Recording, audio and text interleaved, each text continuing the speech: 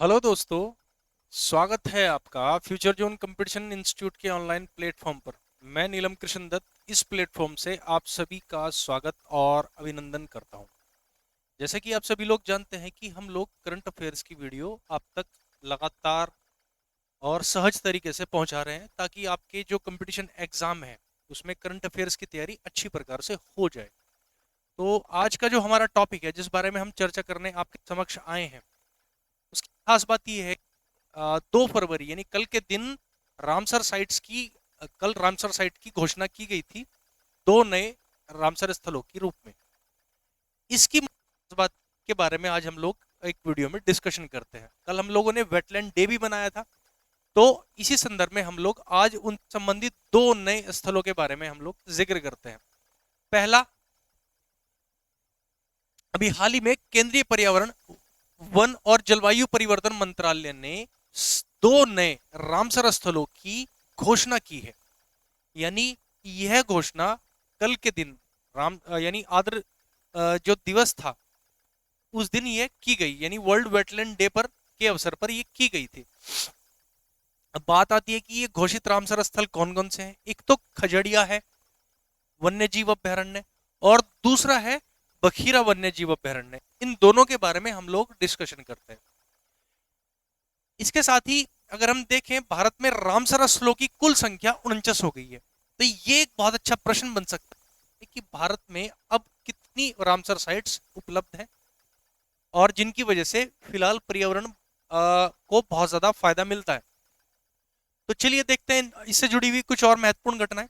यह 10,93,000 हेक्टेयर से भी ज्यादा के क्षेत्र को कवर करती है, जो कि दक्षिण एशिया में सबसे ज्यादा है। यह खास बात भारत को महत्वपूर्णता के संबंध में और विशेष बना देती है। अब बात कर लेते हैं बखीरा वन्यजीव अभ्यारण्य में। यानी ये यूपी में स्थित है और यूपी के संत कबीर नगर में है। यानी ये बड़ी संख्या में मध्य एशियाई पक्षियों की प्रजातियों के लिए सर्दियों में एक अनुकूल स्थल प्रोवाइड करता है संत कबीर नगर में। ठीक है। इसके अलावा हम अगर खजड़िया वन्य जीव अभ्यारण्य की बात करें तो यह पक्षी विविधता वाला एक तटीय आंध्र भूमि है और यह गुजरात में स्थित है, जो लुप्त प्राय कमजोर और प्रजातियों के लिए एक सुरक्षित आवास उपलब्ध कराती है। इन दोनों रामसर स्थलों की घोषणा वर्ल्ड वेटलैंड डे के अवसर पर की गई है। इसके लिए सबसे इंपॉर्टेंट बात यह है कि इसे पूर्व केंद्रीय मंत्रालय द्वारा अगस्त 2021 में सुल्तानपुर राष्ट्रीय उद्यान और झज्जर में भिंडावास वन्य जीव अभ्यारण्य को रामसर स्थलों के रूप में अधिसूचित किया गया था। इससे ठीक पहले अगस्त में किया गया था। कौन कौन में? एक तो सुल्तानपुर में किया गया था राष्ट्रीय उद्यान, और दूसरा झज्जर में भिंडावास वन्य जीव अभ्यारण्य को। इसके अलावा स्पेस एप्लीकेशन सेंटर इसके अलावा स्पेस एप्लीकेशन सेंटर द्वारा यानी सेक के द्वारा अहमदाबाद द्वारा तैयार किया गया नेशनल वेटलैंड डेकोडाइल चेंज पहला मतलब ये एक एटलस है ये एक एटलस है। एटलस मतलब स्पेस एप्लीकेशन सेंटर द्वारा एक एटलस है जिसमें पिछले एक दशक में, पिछले 10 साल में 10 देश भर में आर्द्र भूमि में हुए परिवर्तनों पर प्रकाश डालता है। यानी जितने भी नए रामसर साइट्स जुड़ी हैं उन सभी पर यह प्रकाश डालता है। अब कुछ बात कर लेते हैं रामसर यानी रामसर समझौते पर, यानी अभी समय पर, और रामसर कन्वेंशन के बारे में। रामसर वेटलैंड्स कन्वेंशन आर्द्र भूमि के संरक्षण और टिकाऊ उपयोग के लिए एक वैश्विक पर्यावरण संधि है।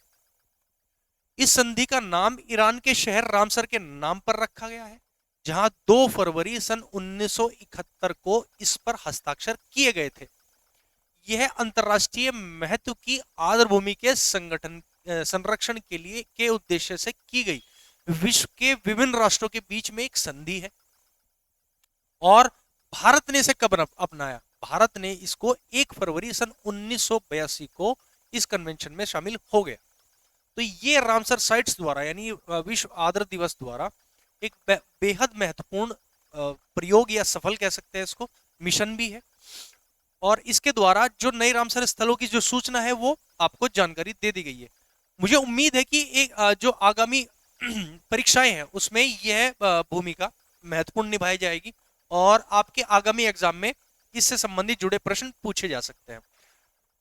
चलिए अगली वीडियो तक के लिए यहीं पर हम लोग विराम लगाते हैं। मुझे उम्मीद है कि ये वीडियो आपके लिए परीक्षा उपयोगी होगा। तब तक के लिए धन्यवाद।